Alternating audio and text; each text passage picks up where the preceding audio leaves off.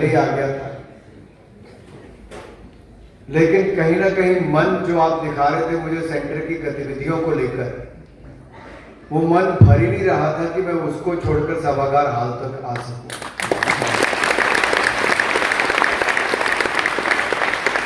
तो मैंने आशा दीदी से कहा कि ये 2-3 घंटे से काम चलने वाला नहीं है, ये तो 2-3 दिन आने का कभी मौका दीजिए ताकि आपके पास न कर सके। क्यों सुधीर भाई ऐसा कर सकते हैं? सह परिवार आएंगे, क्योंकि यहाँ तो जब इतना बड़ा परिवार मिल रहा तो अपने परिवार के बिना कौन आना चाहेगा। और शायद यही कल्पना जब आज दुनिया स्पिरिचुअलिटी की ओर देख रही है, तो शायद 1937 में दादा लेखराज कृपलानी जी ने उस समय देख लिया था कि भविष्य में दुनिया को किस चीज की आवश्यकता पड़ेगी, तो स्थापना उस समय की गई थी। वो पौधा उस समय लगाया था जो वट वृक्ष बनकर आज 140 से ज्यादा देशों में पहुंचा। मैं तो कई बार कल्पना करता हूं कि दुनिया के बड़े बड़े देश, एक देश तो ऐसा जिसने हमारे ऊपर 200 साल राज किया, लेकिन अपने यहां पर महिलाओं को वोटिंग का अधिकार भी नहीं दे पाया था। लेकिन कल्पना कीजिए ब्रह्मा बाबा के सोच को, जिन्होंने स्थापना तो संस्था की, लेकिन उसके केंद्र बिंदु में रखे और उसकी पूरी जिम्मेदारी एडमिनिस्ट्रेटिव रोल की भी किसी को दी, तो मातृशक्ति को दी हमारी बहनों को।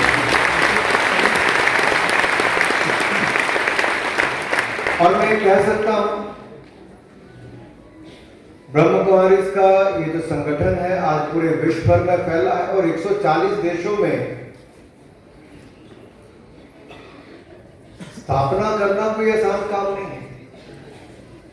यहां तो 140 परिवार जोड़ने तो हाथ पैर फूल जाते हैं, 140 देशों तक पहुंचना आप कल्पना कीजिए कितनी बड़ी ताकत आपने खड़ी की है।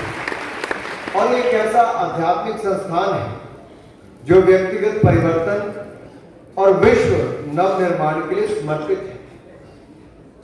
आज विश्व को जिस चीज की सबसे बड़ी आवश्यकता है क्या है? When we talk about the well-being of a human, whether it is health, well-being, mentally or physically,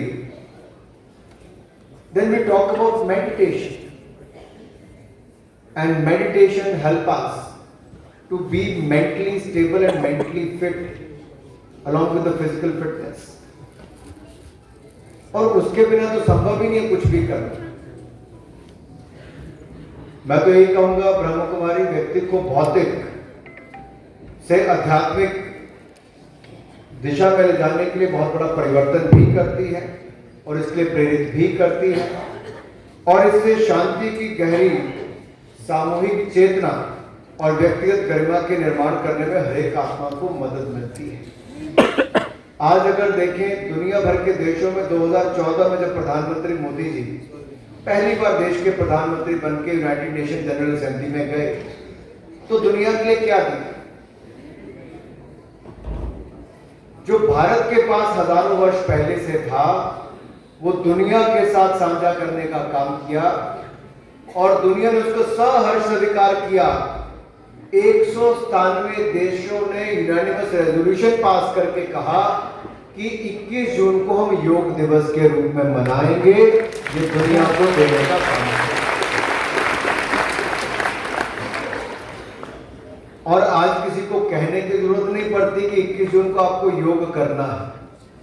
दुनिया भर में भारत की एम्बेसीज है, दुनिया भर के मॉल है, एयरपोर्ट है या बाकी शिक्षण संस्थान है। आप वहां पर जाकर देखिए, एयरपोर्ट पर भी आपको योग रूम मिल जाएंगे, मॉल्स में योग रूम मिल जाएंगे। तो योग दुनिया को देने का काम ये भारत ने जो किया है। आज कोविड-19 के बाद जो दुनिया मेंटल स्ट्रेस से गुजर रही है, उसमें भी हमारी स्पिरिचुअलिटी अध्यात्म के क्षेत्र में भारत ही दुनिया को स्ट्रेस से बाहर लाने का काम कर सकता है।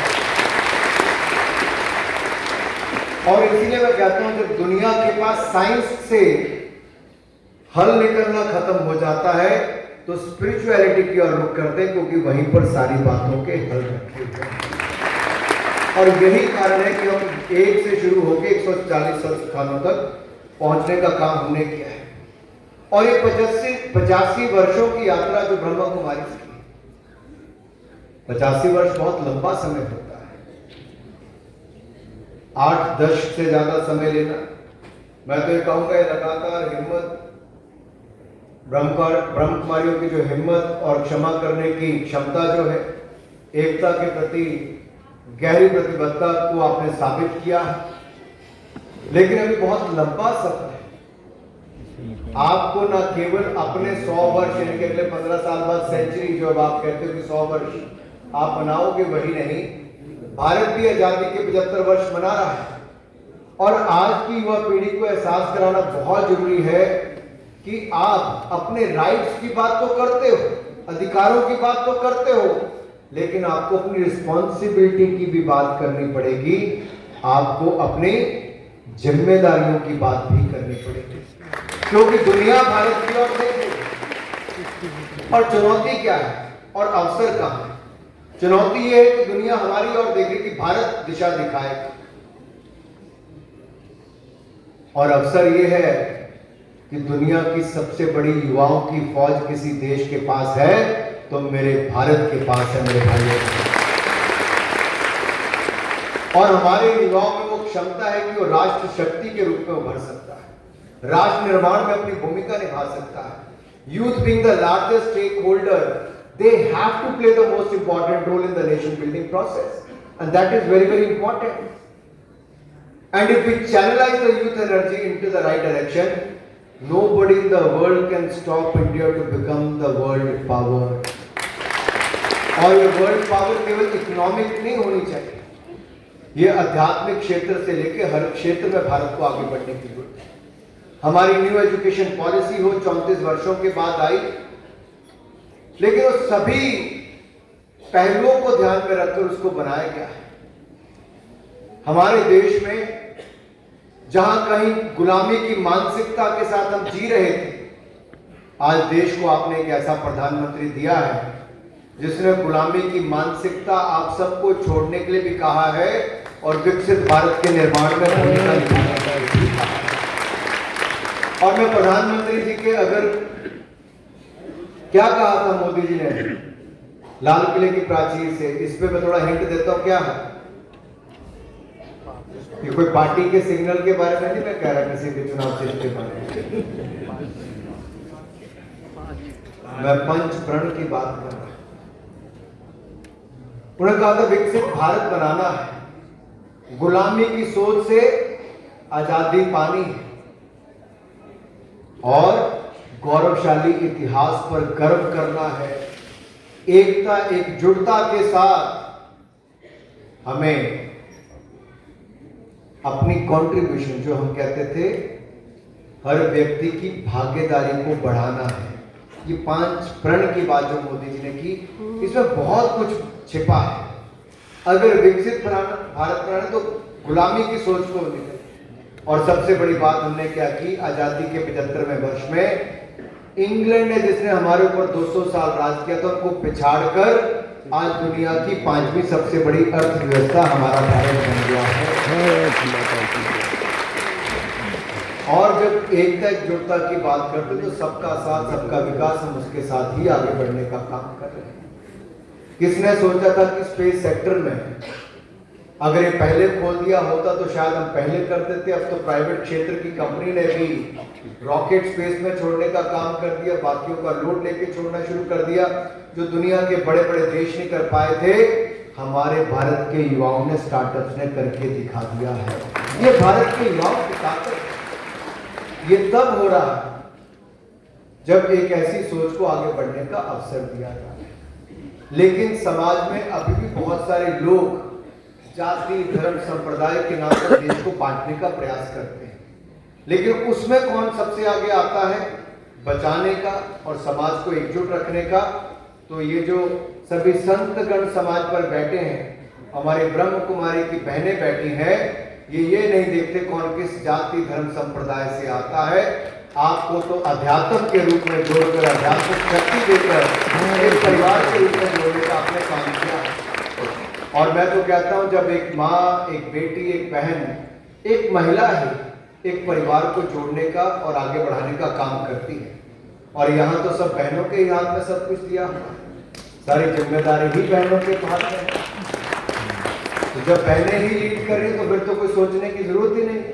हमें पता है बिल्कुल ठीक दिशा में जाएंगे, सही दिशा में जाएंगे। और मैं तो वीडियो देख के हैरान हो गया, बोरी में बहनें बैठकर कूद रही हैं। आपने तो वहां जंप लगाने में भी किसी ने कोई कमी नहीं छोड़ी। फिर लंग पार को बढ़ाने के लिए बैलून में, गुब्बारे में हवा भर रही है, फिर उसी के साथ खेल रही है। तो मेंटली और फिजिकली फिट रहने के लिए जहाँ स्पिरिचुअलिटी की जरूरत है, वहीं पे स्पोर्ट्स की भी और फिटनेस की भी बहुत आवश्यकता है। अगर शरीर में दर्द होगी तो ध्यान भी नहीं लगने वाला है। तो शारीरिक तौर पर भी आपको फिट रहना है। और फिट इंडिया मूवमेंट भी हमने देश भर में शुरू की, मेरे डिपार्टमेंट ने प्रधानमंत्री मोदी जी के कहने पे। और फिट इंडिया फ्रीडम रन में भारत में 9 करोड़ लोगों ने भाग लिया। 9 करोड़ लोगों ने, यह अपने आप में दिखाता है कि भारत और फिटनेस की ओर भी जागरूक हो रहा है। और इस बार तो हम क्या करने वाले हैं जो हमने आज तक नहीं किया, दुनिया के 20 सबसे शक्तिशाली देश G20 का अध्यक्षता करने का अवसर भी भारत को मिला है। G20 की प्रेसिडेंट आशा दीदी, G20 की प्रेसिडेंसी में भारत को योग और अध्यात्म, इसको भी दुनिया तक लेकर जाना है, ताकि दुनिया भर के देश यहाँ पर आए। तो मैं तो चाहता हूं, अगर मोदी जी के दिन की शुरुआत ही योग और स्पिरिचुअलिटी, अध्यात्म से होती है, और भारत को इतने कुशल नेतृत्व के साथ वो आगे बढ़ाने का काम करते हैं। कोविड के टाइम पर भी दुनिया ने माना कि 140 करोड़ के देश में इतना संभल कर, इतना संयम के साथ देश को बचाने और 220 करोड़ से ज्यादा वैक्सीनेशन कराने का और दुनिया भर के देशों को वैक्सीन देने का, दवाइयां देने का काम भी किया। तो ये किस सोच के साथ किया? प्रधानमंत्री मोदी जी ने, जो योग भी करते, अध्यात्म को भी अपने दिनचर्या का हिस्सा बनाते। लेकिन क्या यहीं तक रोक के रखा? पंचप्रण में जो तीसरी बात उन्होंने कही थी, वो क्या कही थी? अपने गौरवशाली इतिहास पर गर्व करना है। चाहे सोमनाथ मंदिर को तोड़ दिया गया, चाहे राम मंदिर को 400 वर्ष पहले तोड़ दिया गया, चाहे आपदा के कारण केदारनाथ में बहुत बड़ा संकट और बहुत बड़ा आपदा के कारण तोड़फोड़ हो गई, चाहे काशी विश्वनाथ पर भी कितने प्रहार किए गए, अगर सोच सही है तो उसको दुनिया की ताकत रोकती नहीं, लोग जुड़ने का काम करते हैं। आज मैं कह सकता हूं, अगर दिव्य और भव्य सोमनाथ धाम बनाई, दिव्य और भव्य काशी विश्वनाथ धाम बनाई, दिव्य और भव्य केदारनाथ धाम बनाई, और दिव्य और भव्य अयोध्या धाम बनकर तैयार होने वाली, भव्य राम मंदिर बनकर तैयार होने वाला है, तो ये भी उसी गौरवशाली इतिहास को मजबूत करने के लिए, ये केवल आस्था के केंद्र नहीं है, अर्थव्यवस्था के केंद्र भी बने, जहां पर रोजगार स्वरोजगार के अवसर बढ़े। आज सोमनाथ मंदिर में 7 गुना से ज्यादा लोग आते हैं, काशी विश्वनाथ में शायद 10 गुना तक लोग पहुंच गए होंगे। आप देखिए, केदारनाथ में इतनी बड़ी आपदा के बाद बहुत संकट आ गया था, लेकिन आज आप पूछिए, जो 4 धाम यात्रा पर जाते हैं, पानी बेचने वाला भी 2-4 लाख रुपए का धंधा सीजन में कर लेता है, तो किसी गरीब के परिवार को भी रोजगार के अवसर मिले।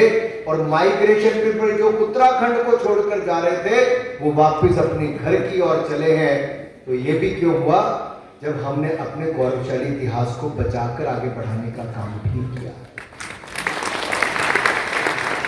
आज अगर दुनिया भर के 140 केंद्रों पर केवल क्या हम अध्यात्म की ही बात करते हैं? नहीं, वोकल फॉर लोकल भी कोई हुआ है, तो उसका भी बहुत बड़ा उदाहरण दीदी आपके ब्रह्म कुमारी से हमें सब कुछ सीखने का मिला।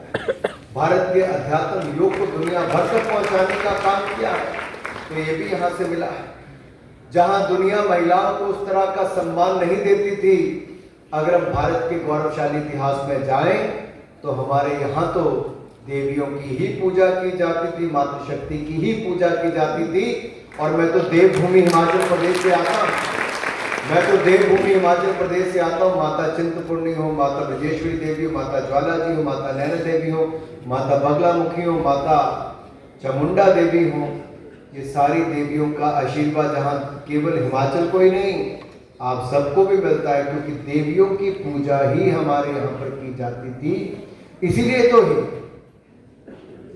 ब्रह्मपिता ने भी ब्रह्म कुमारी की शुरुआत करके अगर इसकी पूरी जिम्मेदारी किसी के हाथ में दी है तो इन देवियों के हाथ में ही दी है। तो क्या सोच उस समय रही होगी, तो मैं तो सोच को प्रणाम करता हूं कि जो अपने समय के इतने बड़े हीरे के व्यापारी हों, जिनके पास कोई कमी नहीं थी, लेकिन समाज की चिंता करते हुए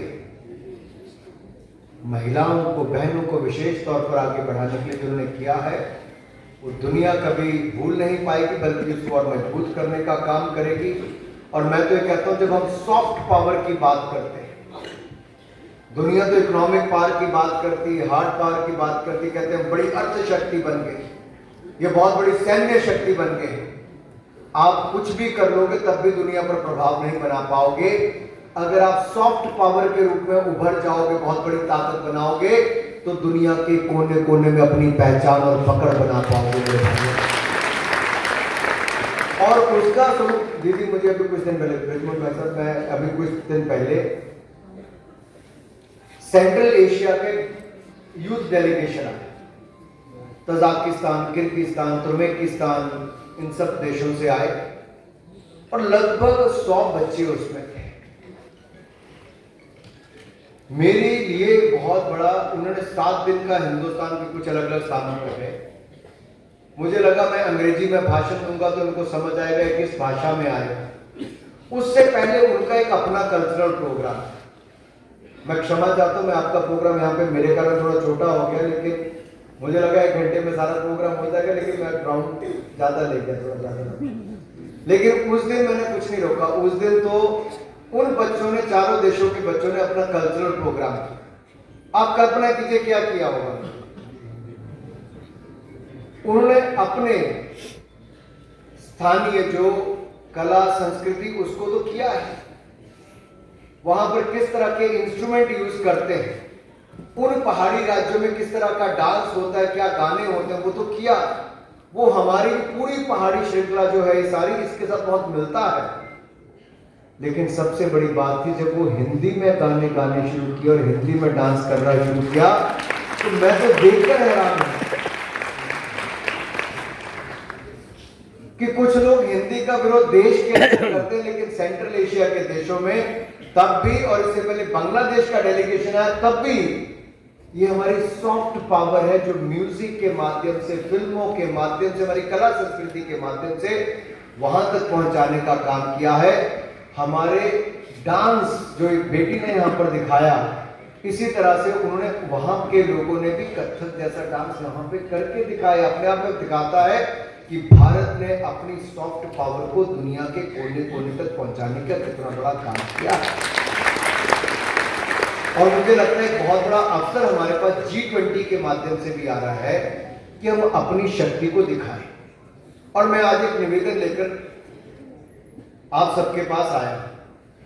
मेरे पास जिम्मेदारी है खेलों को लेकर, युवाओं को लेकर और सूचना प्रसारण की। तो क्या हम कुछ इकट्ठे मिलकर कर सकते हैं? ये जो हम देखते हैं कि 2012 में जो घटा, क्या हुआ 16 दिसंबर 2012, याद है किसी को? निर्भया के जो घटना हुई, क्या उसके बाद रुक गया? हमने कड़ा कानून बनाया। ये केवल कानून बनाने से, जल्दी सजा देने से तो करना है सरकार को जो करना है, लेकिन सरकार के साथ साथ समाज को, परिवार को, जो अपनी सोच को बदलने का, बच्चों में अच्छे मॉरल वैल्यूज लाने का, संस्कार लाने का, शिक्षा के साथ साथ काम करना वो बहुत आवश्यक है। और वो परिवार के साथ साथ ये बड़ा परिवार ब्रह्म कुमारी इसका भी वो कर सकता है अगर युवाओं को साथ में जोड़ना। मैं आजादी के 75वें साल को अमृत महोत्सव को मनाते हुए कि अगले 25 वर्षों में भारत को कहां हमें लेकर जाना, उसके लिए कुछ कार्यक्रम शुरू करना, मैं एक बार फिर आपके पास बीच में आऊंगा, आपके पास निवेदन लेकर आऊंगा कि क्यों नहीं देश भर में हम कुछ ऐसी संस्थाएं जैसे आपकी ब्रह्म कुमारी संस्था है, इनके साथ जुड़कर भी युवाओं के बीच में जाएं और ये शिक्षा के साथ साथ संस्कारों को भी उनको भरने का काम करें और युवाओं को भी सोच के साथ योग स्पिरिचुअलिटी के साथ जोड़कर उस दिशा में लेकर जाएं ताकि इस तरह की घटनाएं भी कम हो जाए, हमारा युवा भी मानसिक तौर पर स्वस्थ हो, सुंदर हो और एक सुंदर देश का निर्माण करने में भी हम सबकी मदद कर सके। ऐसा मेरा आपसे आग्रह रहेगा। ज्यादा समय नहीं है क्योंकि मुझे बनारस मेरी फ्लाइट 1 बजे की है और यहाँ से 1.25 घंटा तो भी एयरपोर्ट पहुंचने में लग जाएगा। मैं सुबह 6 बजे अहमदाबाद से चलकर आया था और मैंने दीदी को पहले ही कह दिया था कि मैं आऊँगा ज़रूर, मुझे आना है क्योंकि 21वां स्थापना दिवस है। अपना मैं 21वां जन्मदिन तो नहीं मना पाया था लेकिन इतनी बड़ी संस्था और जहाँ पे ओम शांति रिट्रीट का 21वां स्थापना दिवस है तो खुशी किस किस को हुई आप में से? तो 21वें स्थापना दिवस पे कोई संकल्प भी आप में से कोई लेने वाला है कि नहीं लेने वाला है? संकल्प हमें ये लेना है कि अगर ब्रह्म कुमारी के कैंपस में, आशा दीदी ने बताया कि हमने ट्री प्लांटेशन भी देश भर में कर दी, यहाँ सोलर पावर भी जनरेट कर दी, हमने बायोमास का भी इस्तेमाल कर लिया, बायोफ्यूल का भी इस्तेमाल कर रहे हैं और जो वेस्ट हो रहा है पानी उसको कच्चे पानी के रूप में यूज करके हम वापस उसको स्प्रिंकलर्स के थ्रू या पानी देकर अपनी घास को बचाने में, ग्राउंड को मेंटेन करने में भी काम करते हैं। तो इसका मतलब हम केवल इंसान को ही नहीं स्वस्थ शारीरिक और मानसिक तौर पर रखने का काम कर रहे, हम पृथ्वी की ओर भी और पर्यावरण की ओर भी बहुत सजग हैं और बहुत बड़ा योगदान ब्रह्म कुमारी की ओर से है। लेकिन क्या आप सब यहीं आकर योगदान देंगे, अपने घर पे जाके भी देंगे? मैंने बहुत जगह देखा है, मैं धार्मिक स्थानों का नाम भी लूंगा या ऐसे सेक्ट्स का नाम भी लूंगा, लोग आते हैं वहां तो सब बहुत अच्छे होते हैं लेकिन वापस जाते पड़ोसी के साथ बहस करनी शुरू कर देते हैं, लड़ाई करते हैं, गाड़ी चलते चलते हॉर्न बजाएंगे जोर जोर से, फिर झांकेंगे कि दूसरे के शीशे के अंदर और भूलेंगे दूसरे को, ये तो जैसे पता नहीं क्या है। तो यहाँ जैसे जो हमने जो सीखा वापस जाके अपने प्रैक्टिकल जीवन में नहीं कर पाएंगे तो यहाँ इतना समय बिताने का कोई फायदा नहीं है। थोड़ी कड़वी बात है इसलिए बोल रहा हूं, यहां तो हम सब अच्छे हैं दूसरे के साथ साथ, वापस अपने परिवार, अपने पड़ोसी और अपने समाज के प्रति हमारा क्या योगदान है?